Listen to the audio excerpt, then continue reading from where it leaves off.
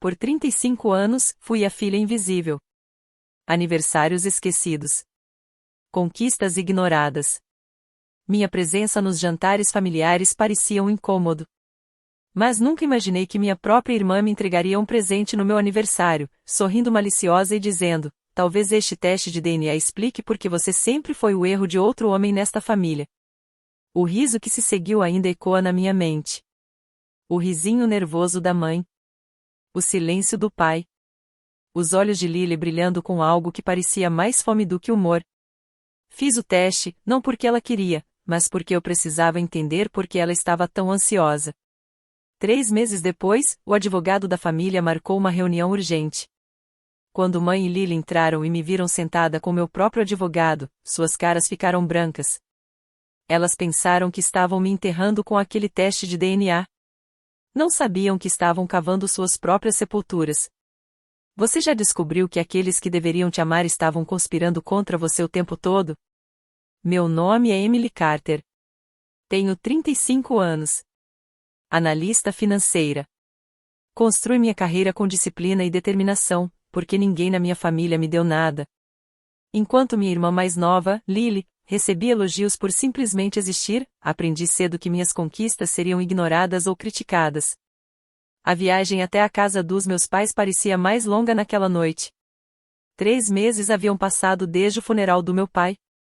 Seria meu primeiro retorno para o que minha mãe chamava de um pequeno jantar de aniversário. Não esperava a celebração. Parei de esperar isso anos atrás. Mas algo na voz da minha mãe ao telefone soava estranho. Alegre demais. Casual demais. Como se estivesse lendo de um roteiro que alguém escreveu para ela. Ao entrar pela porta, a primeira coisa que notei foi o riso. Mãe e Lily sentadas à mesa da cozinha, folheando um catálogo de férias. Discussões sobre resorts e spas. 3 meses depois de enterrar o marido e pai, planejavam viagens tropicais. O luto que consumiu o funeral parecia evaporado. Coloquei a garrafa de vinho que trouxe e beijei a mãe na bochecha. Ela estremeceu antes de recuperar o sorriso forçado. Lily nem se levantou. Apenas acenou com os dedos, sem tirar os olhos do catálogo. Durante o jantar, tentei falar sobre a leitura do testamento. Já haviam se passado 3 meses, muito mais do que o prazo usual. A mãe parou o garfo no meio do caminho.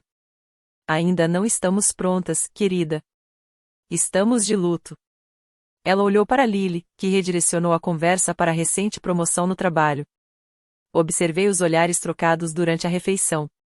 Rápidos, nervosos, carregando conversas inteiras que eu não devia entender. Tinham um plano. Tinha certeza disso. Toda a conversa girava em torno de Lily. As conquistas dos filhos, o carro novo do marido, os planos para reformar a cozinha. Quando minha mãe finalmente reconheceu minha existência, foi com uma única pergunta: ainda está naquela contabilidade? Antes que eu pudesse responder, Lily interrompeu com outra história sobre ela mesma. Mas aquela noite era diferente do habitual descuido. Lily me observava com uma expressão que eu não conseguia decifrar. Antecipação, talvez. Como um gato vigiando o rato se aproximar da armadilha. Minha mãe bebia mais vinho do que eu já tinha visto. Desviava os olhos sempre que eu tentava encará-la. Então veio o presente. Lily deslizou uma caixa embrulhada pela mesa. Os lábios curvados num sorriso que não chegava aos olhos. Feliz aniversário, Emily. Achei que isso poderia responder algumas perguntas que você deve ter tido a vida inteira. Dentro, um kit de teste de DNA. Talvez isso finalmente explique por que você sempre foi tão diferente do resto de nós, disse Lily, com voz melosa e falsa. Quem sabe que segredos seus genes escondem? Você deveria enviar. Não quer saber quem você realmente é? A mesa explodiu em risadas. Mas notei as mãos da minha mãe tremendo ao redor da taça de vinho, nós brancos no vidro. A piada de Lily parecia ensaiada, entregue com precisão de alguém praticando na frente do espelho. Naquela noite, não consegui dormir. Fui ao meu antigo quarto, vasculhei caixas que não tocava há anos. No fundo do armário, descobri um envelope. Já aberto, o conteúdo amontoado de qualquer jeito, o pó ao redor perturbado recentemente. Dentro, uma foto minha de bebê, nos braços de um homem que eu nunca tinha visto. No verso, com a letra da minha mãe. Perdoe-me. Fotografei tudo com meu celular. Peguei o kit de DNA que Lily me dera e tomei uma decisão. Eu enviaria o teste. Não porque minha irmã queria, mas porque eu precisava entender por que ela estava tão ansiosa para eu descobrir que não era realmente uma Carter. Qualquer armadilha que Lily estivesse preparando, eu iria encontrá-la antes que ela me encontrasse. Enviei o kit na manhã seguinte. A empresa prometia resultados em 4 a 6 semanas. Usei esse tempo para minha própria investigação. Comecei pela foto. O homem desconhecido segurando o bebê que eu fui. O pedido de perdão da minha mãe. Analisei cada detalhe do rosto, procurando semelhanças com pessoas que meus pais conheciam. Nada. A qualidade da imagem era pobre demais para software de reconhecimento facial. Então esperei. Observei cada olhar nervoso que minha mãe me lançava em nossas rápidas ligações telefônicas. Os resultados chegaram numa terça-feira à tarde, exatamente 5 semanas depois que enviei a amostra. Abri o e-mail no meu escritório, durante o almoço. Esperava a confirmação do que já suspeitava. O que encontrei era mais simples e mais complicado do que imaginava. Nenhuma relação biológica detectada com os perfis da família Carter. As palavras ficaram na minha tela como um veredicto. Eu não era filha do meu pai. O homem que me criou, que pagou minha educação, que me olhava com uma mistura complexa de dever e distância, ele sabia. Deve ter sabido. E ainda assim me manteve, mesmo sem jamais conseguir me amar como amava Lily. Mas o relatório continha algo mais. O banco de dados de DNA havia identificado uma correspondência genética, uma conexão com a família de um homem chamado Richard Reis. O sistema sugeria que ele poderia ser um parente biológico próximo, possivelmente pai ou tio. O nome não significava nada para mim. Fiz o que qualquer analista faria, pesquisei. Richard Reis foi um empresário bem-sucedido, que construiu sua fortuna no setor imobiliário nos anos 80 e 90. Morreu 5 anos atrás, deixando uma grande fortuna e sem familiares próximos. Mas o que chamou minha atenção era um artigo de 34 anos atrás, enterrado no antigo jornal de negócios. O título dizia: Investidor local salva fábrica em dificuldades. A empresa era Carter Industries, a companhia do meu pai. Richard Reis havia fornecido o capital que manteve o negócio da família vivo no período mais crítico, exatamente quando eu nasci. Recostei-me na cadeira, a mente girando. Minha mãe teve um caso com um homem que salvou a empresa do meu pai. Eu era o resultado. E de alguma forma, todos concordaram em manter o segredo por 35 anos. Mas por que Lily queria que isso viesse à tona agora? Decidi forçar a situação. Naquela noite, tirei um print dos resultados do DNA e enviei para o grupo da família com uma única pergunta: alguém quer explicar isso? As reações vieram rápido. Tudo o que eu precisava saber veio à tona. Minha mãe ligou minutos depois. A voz embargada, cheia de lágrimas. Implorou que eu deletasse a mensagem, que deixasse pra lá, que entendesse que alguns segredos existiam por boas razões. Falou sobre como tudo era complicado naquela época, sobre erros, sobre como meu pai a havia perdoado e como todos seguiram em frente como família. Nunca se desculpou comigo. Nunca reconheceu que passei 35 anos me sentindo uma estranha na minha própria casa por causa de uma mentira que ela contou. Mas foi a resposta de Lily que confirmou minhas suspeitas. Ela não ligou. Mandou uma mensagem. Palavras sem choque, sem confusão, sem preocupação de irmã. Apenas satisfação fria. Bem, agora você sabe. Acho que isso muda tudo, não é? Ela esperava por isso. Ela queria isso. O teste de DNA não era uma piada cruel. Era o primeiro movimento num jogo que eu ainda não entendia. Liguei para ela naquela noite, exigindo respostas. A conversa começou tensa e escalou rápido. Lily sempre fora mestre em desviar acusações, em transformar cada acusação contra quem a fazia. Mas dessa vez, a máscara caiu. Quando a acusei de planejar tudo, de expor deliberadamente o segredo para algum propósito que eu ainda não via, ela perdeu o controle. Eu protegi os segredos desta família por 20 anos. Gritou no telefone. 20 anos mantendo minha boca fechada, enquanto você brincava de vítima inocente. Agora vou garantir que as pessoas certas recebam o que merecem. A linha caiu. Ela desligou. Mas aquelas palavras ecoaram na minha mente por muito tempo. 20 anos. Lily sabia desde os 16 anos. Quase 2 décadas segurando essa informação, usando-a como arma. Pensei em todas as vezes que minha mãe tinha ficado do lado de Lily, todos os presentes financeiros que só fluíam em uma direção, todas as desculpas para o comportamento de Lily, enquanto eu era cobrada por padrões impossíveis. Sempre achei que minha mãe simplesmente a amava mais. Agora eu entendi a verdade, Lily vinha chantageando nossa mãe há 20 anos. E cada privilégio que recebeu era o preço do silêncio. Mas algo mudou. Lily não queria mais manter o segredo. Ela queria expô-lo. E suas palavras sobre garantir que os incertos recebessem o que mereciam mostravam que não se tratava apenas de drama familiar. Era sobre dinheiro. Sobre herança. Comecei a fazer perguntas cuidadosas a amigos da família, pessoas que conheciam meus pais há décadas. O que descobri gelou meu sangue. Uma das amigas mais próximas da minha mãe mencionou, quase de passagem, que Lily vinha perguntando sobre advogados de herança meses atrás, antes mesmo de meu pai adoecer. Outra lembrava Lily comentando sobre mudanças na situação familiar, falando como se soubesse algo que ninguém mais sabia. Eu não tinha provas. Nenhum documento, gravação ou evidência concreta do esquema que Lily executava. Mas passei a vida analisando padrões, identificando riscos, preparando-me para cenários que outros consideravam improváveis. Meus instintos nunca falharam nos negócios. E agora gritavam comigo. No dia seguinte, encontrei uma advogada. Não uma amiga da família, nem alguém ligado à minha mãe ou irmã. Uma advogada independente, especialista em heranças complexas.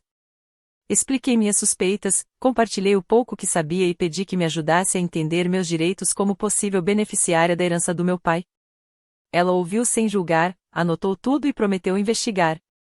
3 dias depois, outra ligação. Mr. Harrison, advogado que cuidava dos assuntos legais do meu pai há mais de 30 anos.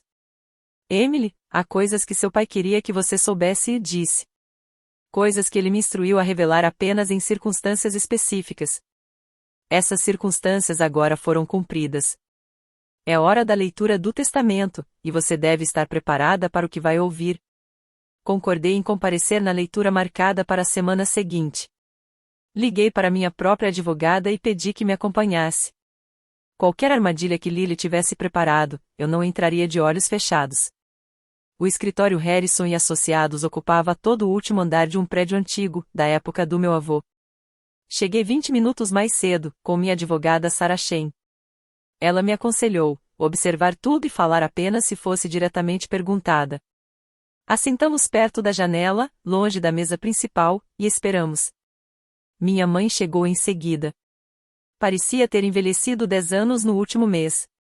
O rosto pálido, mãos agarradas à bolsa como se fosse uma tábua de salvação. Evitou meus olhos completamente ao se sentar na ponta da mesa. Ela sabia que algo estava por vir. A questão era se sabia exatamente o que. Lily entrou 5 minutos antes do horário marcado. Sua transformação falou tudo. Praticamente brilhava de antecipação. Vestida com seu terno mais caro, maquiagem impecável, sorriso contido. Trazia seu próprio advogado, um homem de rosto afiado que eu reconheci de outdoor sobre litígios agressivos de herança. Lily me lançou um olhar de satisfação tão arrogante que meu estômago se contraiu. Ela achava que já tinha vencido. Mr. Harrison entrou por último, carregando uma pasta grossa, colocada deliberadamente no centro da mesa. Homem nos seus 60 e poucos anos, distinto, cuidadoso, que conhecia minha família há décadas. Mas hoje, seu olhar carregava algo que eu nunca tinha visto, uma determinação silenciosa, como se estivesse prestes a entregar uma notícia que esperou anos para compartilhar. Antes de prosseguirmos, começou, cortando a tensão como uma lâmina, quero destacar que o Sr. Carter deu instruções muito específicas sobre como esta leitura deveria ocorrer. Ele previu possíveis desafios à sua vontade final e se preparou. Tudo que vou compartilhar foi organizado pelo seu pai nos últimos meses de vida, com pleno conhecimento de circunstâncias que alguns de vocês podem achar surpreendentes. Lily se mexeu na cadeira, seu sorriso vacilando. Não era assim que ela esperava que as coisas começassem. Mr. Harrison abriu a pasta e começou a ler. Eu, Robert James Carter, em pleno juízo e saúde, declaro este meu último testamento. Deixo 70% do meu patrimônio, incluindo a casa da família. Deixo meu portfólio de investimentos e minha participação na Carter Industries para Emily Carter, anunciou Mr. Harrison, lendo o testamento do meu pai. A filha que escolhi amar, não pelo sangue, mas pelo caráter. A sala explodiu. Lily se levantou antes da última palavra sair da boca dele. Era exatamente o que eu esperava. Gritou, perdendo completamente a compostura. Ela não é filha de sangue dele. Temos prova de DNA. Agora. Ela mesma se submeteu ao teste. Não tem direito a nada disso. Mr. Harrison esperou que seu ataque passasse e continuou a leitura, com uma calma irritante. O testamento declara, e cito diretamente, sei desde que Emily tinha 2 anos que ela não é minha filha biológica. Escolhi criá-la assim mesmo. E escolho deixar meu legado a ela, pois é a única que provou ser digna dele. Esta decisão foi tomada com pleno conhecimento da origem de Emily e não requer validação adicional. A cor desapareceu do rosto de Lily tão rápido que pensei que ela ia desmaiar. Toda a sua estratégia, o teste de DNA, meses de preparação, a cuidadosa exposição da minha verdadeira origem, tudo se tornou inútil com um único parágrafo. Meu pai sabia. Sempre soube. E me escolheu assim mesmo. Minha mãe começou a chorar baixinho, os ombros tremendo. Não sabia se eram lágrimas de pesar, alívio ou medo do que ainda estava por vir. Mr. Harrison ainda não tinha terminado. Tirou da pasta um maço grosso de documentos, preso por um elástico, e deslizou-os pela mesa em direção a Lily. Ela os olhou como se fossem perigosos. O relatório contém as seguintes descobertas, continuou ele. O Sr. Carter contratou um investigador particular 8 meses antes de sua morte, após Lily pressioná-lo para modificar o testamento em seu favor. O investigador foi instruído a documentar qualquer ação que pudesse indicar tentativa de manipular a distribuição da herança. Mr. Harrison detalhou cada ponto, como golpes de martelo. Asterisco consultas com 3 advogados de herança diferentes, iniciadas 7 meses antes da morte do Sr. Carter. Asterisco saques não autorizados totalizando $50.000 das contas pessoais do Sr. Carter durante sua doença, quando ele estava fraco demais para monitorar suas finanças. Asterisco múltiplas conversas com amigos da família, sobre, e cito dos registros, mudanças na situação familiar e a necessidade de que as pessoas certas recebessem o que mereciam. Cada item atingia Lily como um soco. Vi sua fachada confiante desmoronar peça por peça, enquanto a dimensão da sua exposição se tornava clara. Finalmente, Mr. Harrison endureceu a voz. O investigador documentou a compra de um kit de teste de DNA, adquirido online 3 semanas antes do aniversário de Emily, enviado para o endereço de Lily e embrulhado como presente para ser entregue num jantar familiar. Ele colocou um último documento sobre a mesa. Uma nota manuscrita, com a letra familiar do meu pai. Sr. Carter pediu que eu lesse em voz alta. Lily, eu sabia o que você planejava. Vi você conspirar e manipular durante meses, esperando que mudasse de caminho. Dei a você todas as oportunidades de escolher diferente. O silêncio depois da carta foi mortal. Nem o advogado de Lily conseguiu reagir ao tamanho da armadilha. Então Lily explodiu. Mas sua voz já não tinha força. Eu vou contestar esse testamento, gritou. Isso foi manipulado. A Emily influenciou ele. Vou levar isso ao tribunal. O próprio advogado dela puxou seu braço, desesperado. Sussurrou rápido. Ele declarou tudo. Não há fraude. Qualquer contestação será considerada frívola. Ela o ignorou. O Sr. Harrison falou com frieza. O testamento tem uma cláusula de não contestação. Se você desafiar sem causa provável, perde tudo. Ele continuou. O testamento reconhece a paternidade de Emily. Explica cada decisão. Qualquer ação sua será considerada frívola. Pausa. Silêncio. E mais. Seus $200.000 em empréstimos viram dívidas pessoais, pagáveis imediatamente ao espólio. O advogado de Lily já guardava as coisas. Não queria estar ali. Lily ficou imóvel. Sem voz. Sem saída. Meses planejando provar que eu não era uma Carter. Sem saber que meu pai passará os mesmos meses construindo uma fortaleza ao meu redor. Mas ainda não tinha acabado. O Sr. Harrison pigarreou e levantou outro envelope. Há mais um assunto. Um acordo feito há 35 anos. Envolve o pai biológico de Emily. Meu coração parou. O segredo que começou tudo estava prestes a ser revelado. As semanas seguintes deveriam trazer paz. Trouxeram guerra. Lily não aceitou nada. O advogado dela desistiu, mas ela contratou outro. Entrou com a ação. Alegação: influência indevida. Manipulação de um homem morrendo. Pura fantasia, mas venenosa. E Lily foi além. 3 dias depois apareceu no meu prédio. Socando a porta. Gritando para todo mundo ouvir. Me chamou de ladra. Fraude. Usurpadora. Prometeu destruir minha carreira. Disse que contaria para todos que eu era uma mentira ambulante. Jurou que eu nunca teria um minuto de paz. O que ela não percebeu em sua fúria foi a câmera de segurança acima da minha porta.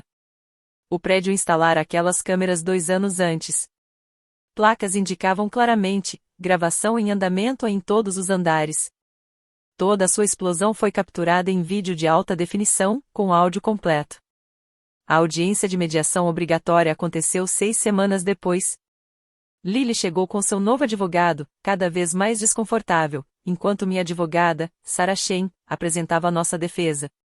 Sarah foi metódica e devastadora. Começou pelo relatório do investigador particular que meu pai havia contratado, documentando o esquema de Lily desde os primeiros passos. Em seguida, mostrou as imagens da visita ameaçadora de Lily ao meu apartamento. Depois vieram dezenas de mensagens de texto, provando um padrão contínuo de assédio desde a leitura do testamento. Por fim, trouxe evidências da história de 20 anos de manipulação emocional de Lily, incluindo depoimentos de amigos da família que testemunharam seu comportamento. O juiz ouviu tudo, com expressão de crescente desaprovação. Quando o advogado de Lily tentou argumentar que o DNA provava que eu não tinha direito à herança, o juiz o interrompeu. O testamento reconhecia explicitamente minha origem. O falecido deixou seus desejos claros, com pleno conhecimento dos fatos. Não havia fraude. Nada havia sido escondido. O juiz considerou a contestação frívola e aplicou a cláusula de não contestação. Lily perdeu os 30% restantes da herança. Os $200 mil que ela havia tomado emprestado de meu pai, anteriormente registrados como adiantamento, se tornaram dívida pessoal para o espólio. Em uma tarde, Lily passou de herdeira de tudo para devedora de mais do que sua casa valia. Olhei para seu rosto enquanto o juiz anunciava a decisão.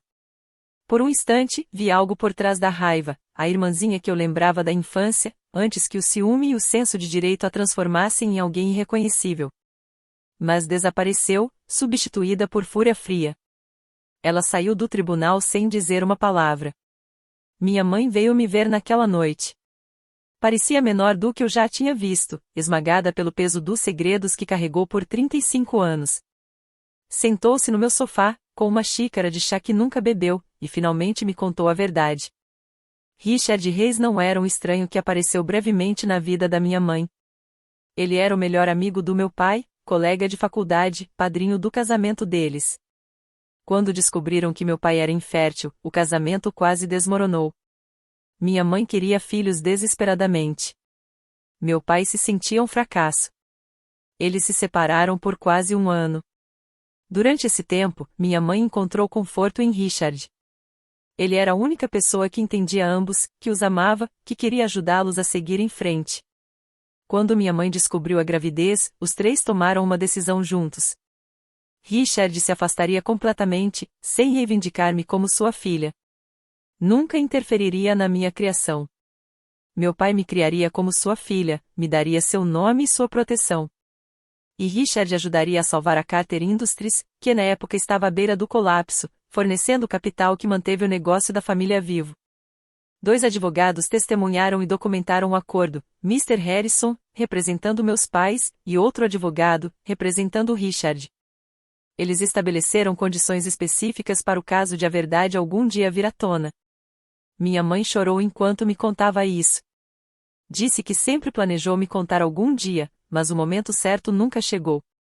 Admitiu que a descoberta do segredo por Lily aos 16 anos mudou tudo. A mais nova ganhou uma vantagem que usou impiedosamente por 2 décadas. Ela pediu desculpas pelo favoritismo, pela negligência, por permitir que o medo moldasse o modo como tratou seus filhos.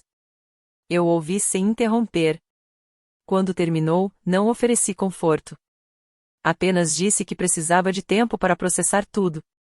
No dia seguinte, Mr. Harrison ligou para explicar a peça final do quebra-cabeça. O acordo assinado há 35 anos incluía condições específicas para um ***trash** que Richard Reis havia criado em meu nome. O trash seria ativado se uma das 2 condições fosse atendida. ***reconhecimento formal de minha relação não biológica com o Sr. Carter em processo legal, ou ***a referência explícita à minha origem no testamento do Sr. Carter. A leitura do testamento cumpriu automaticamente a 2ª condição, notificando o advogado de Richard para liberar o trash.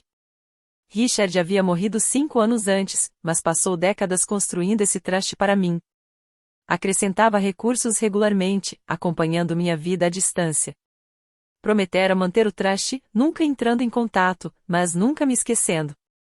O advogado de Richard entregou um pacote com os documentos do trash e uma carta escrita pouco antes de sua morte. Li suas palavras sozinho, no meu apartamento, lágrimas escorrendo pelo rosto. Ele escreveu que não pôde ser meu pai em vida porque fez uma promessa. E ele era um homem que cumpria suas promessas. Ele me observou de longe. Assistiu às minhas formaturas. Acompanhou minha carreira. Viu como fui tratada pela família que ajudou a criar. Viu minhas lutas, como fui ignorada, como me tornei forte mesmo com tão pouco apoio. Na carta, dizia que não era culpa, era ***orgulho***. Eu era seu maior feito, mesmo sem jamais ter existido na sua vida. Nos dias seguintes, decidi como lidar com tudo que herdei. Revisei pessoalmente os registros financeiros do espólio e confirmei que Lily havia retirado $50.000 das contas de meu pai nos últimos meses de vida, quando ele estava fraco demais para notar. Pela lei da Califórnia, isso era abuso financeiro contra idoso, um crime punível. Eu tinha todo o direito de processá-la. Mas escolhi outro caminho. Através da minha advogada, ofereci a Lily uma escolha. Pagar os $50.000 em um ano ou enfrentar processo criminal. Somando os 200.000 que ela já devia e a perda da herança, isso a forçaria a vender a casa e recomeçar do zero. Mas ela não iria para a prisão. Teria chance de reconstruir, se quisesse. Para minha mãe, estabeleci uma mesada modesta. Suficiente para cobrir suas necessidades básicas, não para manter o estilo de vida antigo. Ela precisaria se adaptar e viver com as consequências de escolhas feitas há muito tempo. Isso não era perdão. Era estabelecer limites com consequências. E a diferença importava para mim. No pacote de Richard Reis, além dos documentos legais e da carta explicando 35 anos de vigilância à distância, havia uma última coisa uma pequena caixa de madeira. Eu ainda não havia aberto. Não estava pronta. Mas sabia que dentro havia uma vida inteira de amor. De um pai que escolheu se afastar para que eu pudesse ter uma família, mesmo que essa família nunca me merecesse. 3 meses se passaram antes que eu tivesse coragem de abrir a caixa. Ela ficou na minha mesa de cabeceira durante todo o processo legal, a venda do meu apartamento, todas as decisões que mudariam minha vida. Algumas noites eu a pegava, sentia seu peso nas mãos, sabendo que o que estivesse dentro era precioso.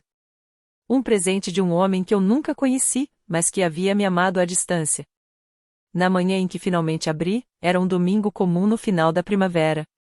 O café esfriava no balcão da cozinha, o sol entrava pelas janelas que eu mesma escolhera. Levantei a tampa devagar. Dentro, um relógio. Velho, claramente usado. A pulseira de couro amaciada por décadas. O mostrador simples, sem marcas de luxo, sem complicações. Apenas trabalho honesto, que resistiu ao tempo. Sob o relógio, uma carta dobrada. Caligrafia que eu nunca tinha visto, mas que reconheci imediatamente como minha. Usei este relógio todos os dias, Emily. Cada vez que olhava para ele, pensava em você. Perguntava-me se você era feliz, se era amada, se estava se tornando quem eu acreditava que poderia ser.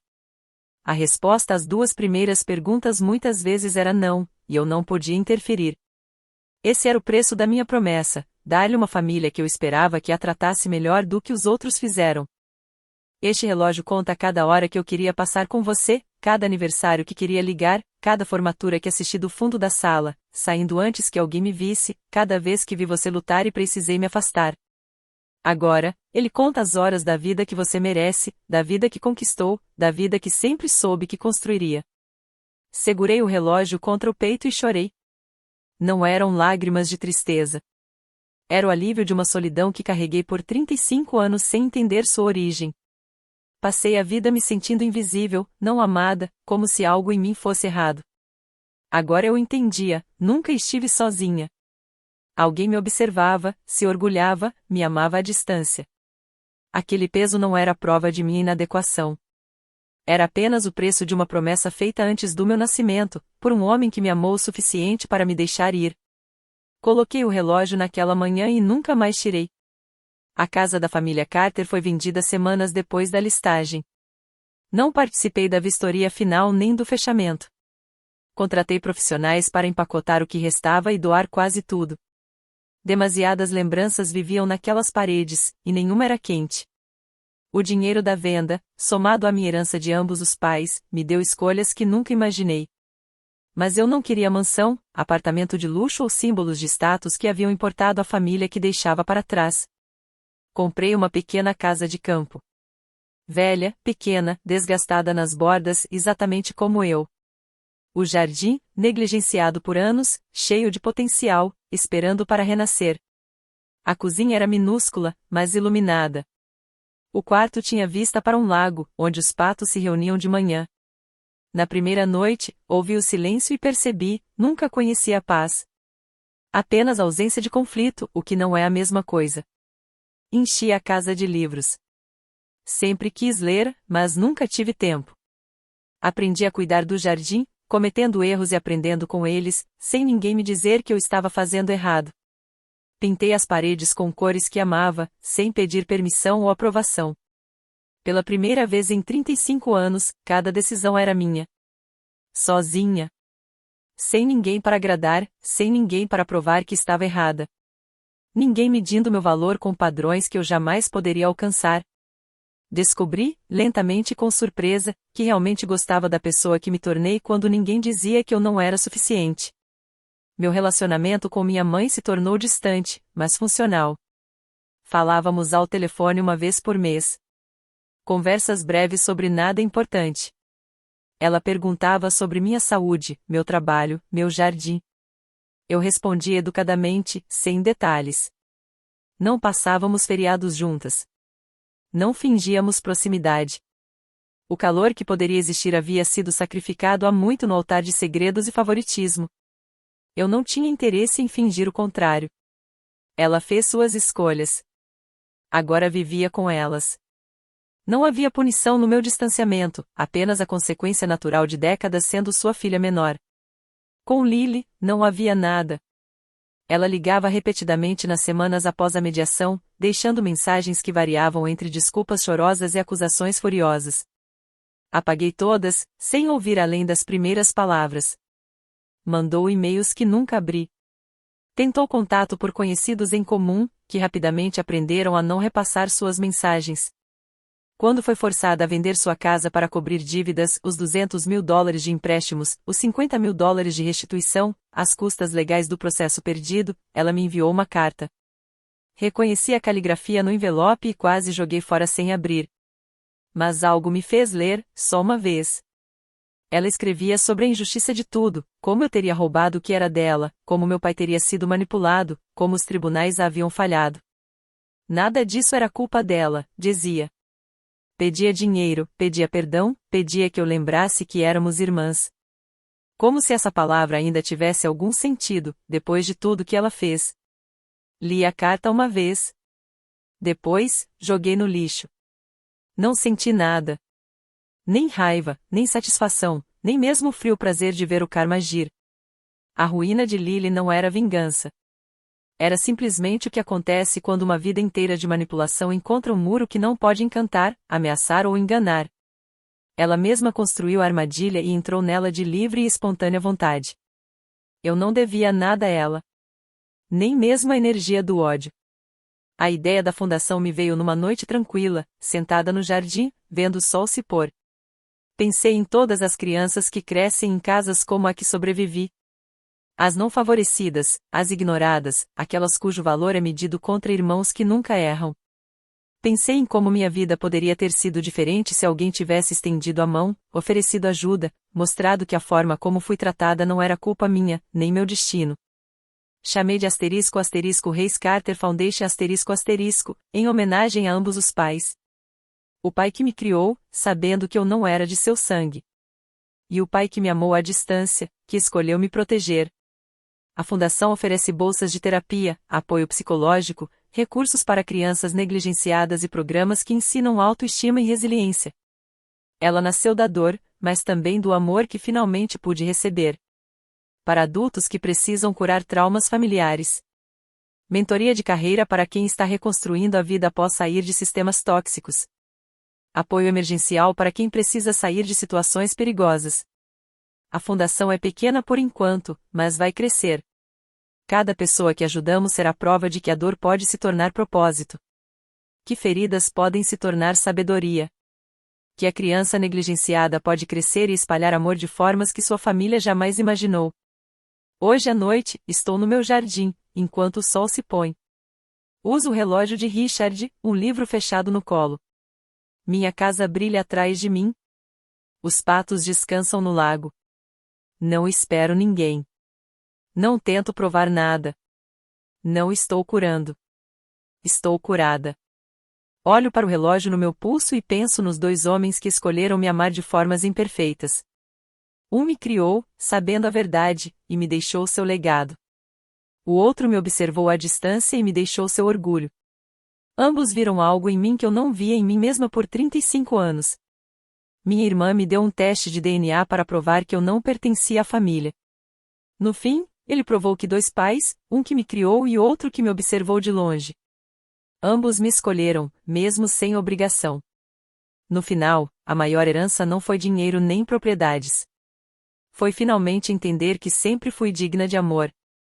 Só precisei parar de esperar pelas pessoas erradas para perceber isso. A história de Emily nos ensina algo que muitos aprendem tarde demais. Seu valor não é definido pela forma como sua família te trata. As pessoas que deveriam te amar mais podem falhar com você profundamente. Essa falha diz tudo sobre elas e nada sobre você. Se você cresceu sendo a filha ignorada, a não favorecida, aquela que nunca podia corresponder, não importa o quanto tentasse. Ouça isto, a incapacidade deles de ver seu valor era a cegueira deles, não falha sua. A história também mostra que segredos e manipulação colapsam sob seu próprio peso. Lily passou 20 anos construindo uma fortaleza de mentiras, achando que garantia seu futuro. No fim, ela construiu sua própria prisão. A verdade sempre vem à tona. E quando vem, quem construiu a vida sobre engano não tem mais nada sólido para se apoiar. Talvez a lição mais importante seja: cura não exige vingança. Emily não destruiu sua irmã. Ela apenas parou de protegê-la das consequências. Não puniu sua mãe. Apenas estabeleceu limites. Existe um poder profundo em escolher paz em vez de vingança. Em se afastar inteira em vez de lutar. Às vezes, a maior vitória é construir uma vida bonita. E deixar que isso seja sua resposta a todos que duvidaram de você. Se esta história tocou seu coração. Se você se viu na luta de Emily. Ou se simplesmente ama histórias de justiça e cura. Assine este canal para não perder outra história como esta. Deixe um comentário abaixo e conte. Você já descobriu um segredo familiar que mudou tudo? Ou já precisou estabelecer limites com pessoas que deveriam te amar? Suas histórias importam. Eu adoraria ouvi-las.